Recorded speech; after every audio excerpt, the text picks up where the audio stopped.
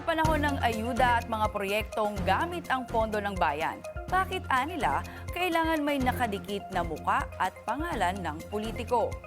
Isang grupo ang nananawagan na itigil na ang kultura ng pagiging epal sa gobyerno. Narito ang politiko update ni Isaiah Mirafuentes ng Abante. Kung noon, puro mukha ng artista lang ang makikita sa kalsada na nakakabit sa billboard.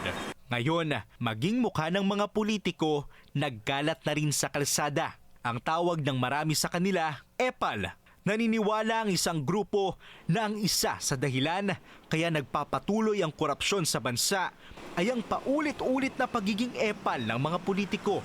Ayon sa kilalang journalist na si Ben Tulfo, founder ng Ipabitag Mo Incorporated, hindi nakatanggap-tanggap na sa bawat proyekto at ayuda ng pamahalaan, laging may dinidikit na pangalan ng politiko.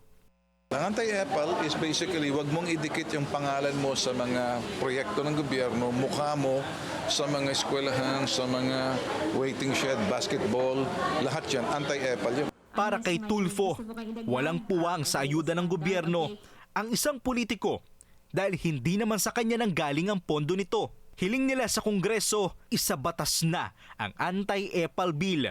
Batas na unang pinanukala ni dating Senador Miriam Defensor Santiago. Laman ng panukala na huwag ilagay ang pangalan at mukha ng politiko sa kahit anong proyekto ng gobyerno. Panawagan din nila na bigyang partisipasyon ng publiko sa pagbalangkas ng budget. Paraan ito para maging transparent ang paggamit ng pondo. Isaiah Mirafuentes, Abante.